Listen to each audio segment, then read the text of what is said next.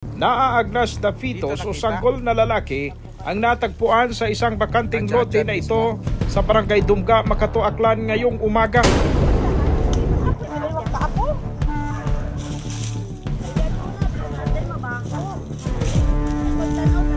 Pangabang mga guman kon sir, nagapugot sa kat ginakabit ba sir sa sa pangate-ate. Sa panayam kay April Joy, residente ng nabanggit na lugar, napadaan raw sa bakanting lote na ito ang kanyang mga pamangkin nang makita nilang isang plastic bag.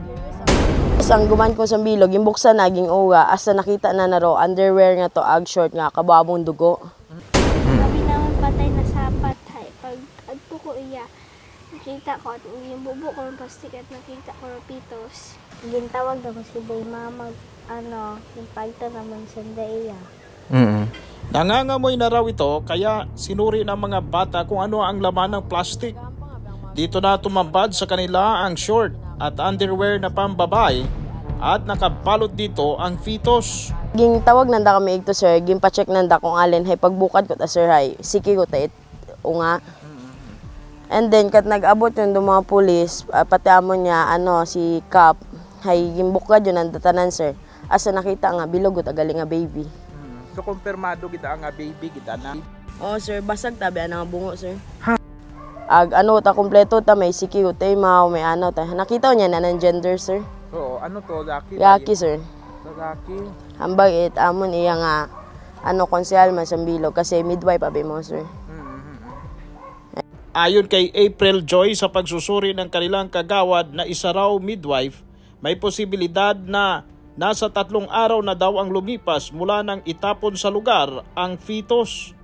Buo na rin daw ito at napag-alaman na isa nga itong lalaki. Where it posible nga nanay, ito pa nakaiba. Oh sir, pati ng shorts. Ng shorts, kaibahan man? Yes sir. Tapos posible nga ginhaboy lang di kara. Oh sir, kita man abing mayad sir kung sakaling makaragid man hay kita tang mayad ro plastic. Kaso buko man abi ka man it kasi wa man house it gaagi ko amat malang kung may gabahog malain at manok sa mabaw nga bagay. Oo. Agro area ninyo ay sulod yon ta abi. Oo sir. No malayo ta nga mayad. Abi katulad kara. Ara danay maano kita iya ho. Di ba la makita mo may bago ka makaabot riya ay may kanal pang madalom di karon. So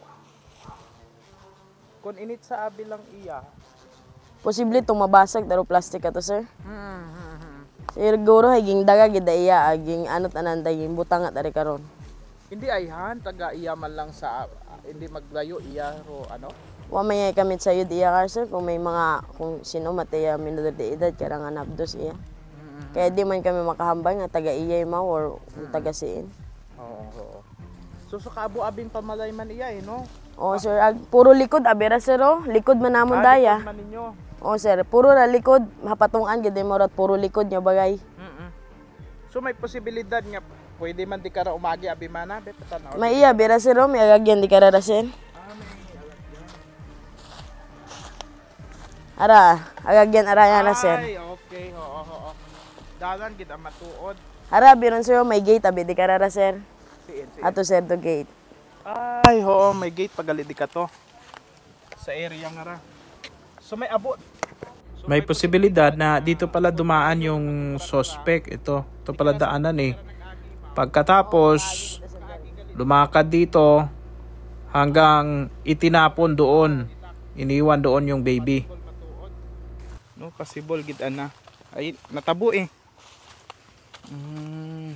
Ag kung mga igto bisan dahalin sir ag pinilak, hindi gid kaabot di kara. Oo, so kagayo tang mayan. So kung baga hay sa imo nga pananawan, sa imo nga opinion hay gin bit-bit gid pa adto riya. Oo sir. Majaging secure gid nanda nga matago ro ro anda nga tong gimpilak sir. At dahil naagnas na raw ang fetus, ay agad naman itong inilibing ng mga otoridad sa Municipal Cemetery ng Makato, Aklan.